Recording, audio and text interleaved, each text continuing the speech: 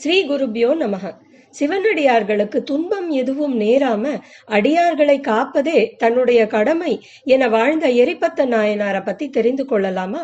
கருவூரில் பிறந்த எரிபத்தர் அந்த ஊரின் தெய்வமான திரு ஆனிலை கோவில் பசுபதீஸ்வரரை தினமும் தரிசித்து அவருக்கே பக்தி செய்து வந்தார். சிவனடியார் யாருக்காவது தீங்கு ஏற்பட்டால், தவறு இழைக்கப்பட்டால் உடனே சென்று அவர்களுடைய பிரச்சனையை தீர்த்து வைப்பார். சிவனடியாருக்கு துன்பம் விளைவிப்பவரை தண்டிப்பதற்காக எப்பொழுதும் கையில மழு வைத்திருப்பார். அதே ஊர்ல சிவனுக்கு சேவை செய்து வந்தவர் அடியவர் சிவகாமி ஆண்டார். ஒரு நாள் சிவகாமி ஆண்டார் குளத்துல நீராடி விட்டு நல்ல மணமிக்க மலர்களை சேகரிச்சு இறைவனுக்கு அர்ப்பணிப்பதற்காக சென்று கொண்டிருந்தார். புகழ் சோழன் அப்படிங்கிற அரசருடைய பட்டத்து யானை மிகுந்த அலங்காரத்தோட பவனி வரும் வேளையில மதம் கொண்டு பாகனுக்கு அடங்காம அங்கும் இங்கும் ஓடியது. திடீரென சிவகாமி ஆண்டாருடைய கையில் உள்ள பூக்கூடைய பிடுங்கி தரையில வீசி விடுகிறது. ஆனா இத பத்தி யானை பாகர் வருத்தமும் படல, கண்டு கொள்ளவே இல்லை. யானை பிறருக்கு துன்பம் தருதேன்னு கவலையும் படல. பூக்கூடை எரியப்பட்டதை பார்த்த பின்னரும் பாகர் அலட்சியமாக அந்த இடத்தை விட்டு நகர்ந்து விடுகிறார். சிவகாமி ஆண்டவர் யானையை துரத்தி கொண்டு ஓடி கீழே விழுந்து விடுகிறார். வயது முதுமையால யானையிடமிருந்து அவரால் பூக்கூடைய காப்பாத்திக்க முடியல. அவருடைய இயலாமையை எண்ணி வருந்துகிறார். அப்பனே, உனக்கு பூச்சூட கொண்டு வந்த மலர்களை சூட முடியாமல் போய்விட்டதே என்று தன் முதுமையை எண்ணி புலம்புகிறார், அரற்றுகிறார்.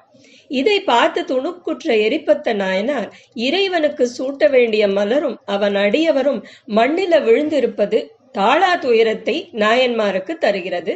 தவறு செய்த யானையை, அதை அலட்சியம் செய்த பாகனையும் வெட்டி சாய்க்கிறார்.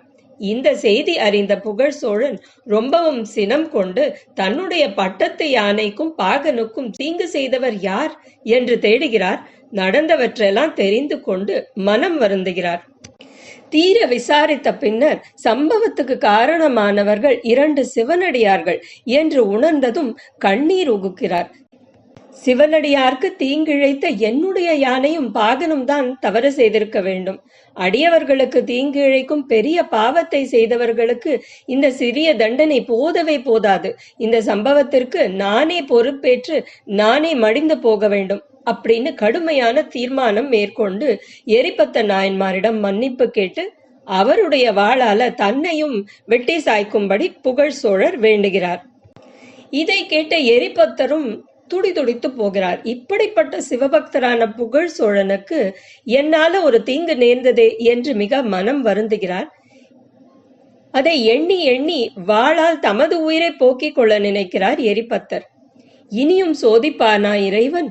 உடனே தரிசனம் தந்து உயிரிழந்த எல்லாரையும் உயிர் பெறச் செய்கிறார். சிவனடியார்களுடைய பெருமையெல்லாம் உலகுக்கு உணர்த்த தாமே ஆடிய திருவிளையாடல் என்று திருவாய் மலர்ந்து அருள்கிறார்.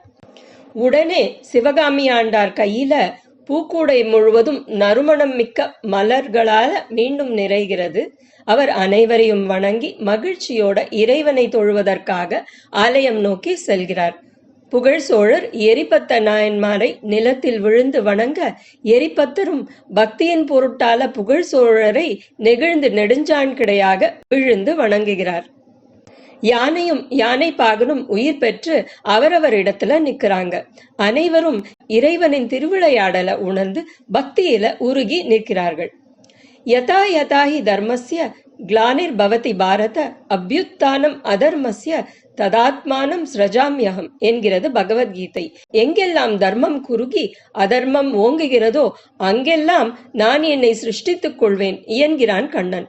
நம்முடைய எரிபத்தரும் அதர்மம் தலை தூக்குற இடத்திலெல்லாம் தம்மை முன்னிறுத்திக் கொண்டு பக்தர் துன்பம் களைந்தார். எரிபத்த நாயனார் எங்கெல்லாம் அடியவருக்கு துயர் நேருகிறதோ அங்கெல்லாம் தமது பங்களிப்பை தவறாமல் செய்தார்.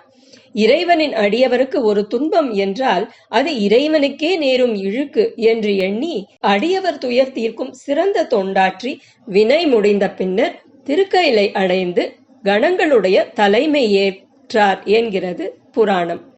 எரிபத்த நாயனாரின் பிறப்பு முக்தி ஸ்தலம் கரூர். மாசி ஹஸ்த நட்சத்திரத்துல இவருக்கு குரு பூஜை சிறப்பாக நடைபெறுகிறது. ஓம் நம சிவாய. இறைவன் திருமடியை கணமும் மறவாதிருப்போம்.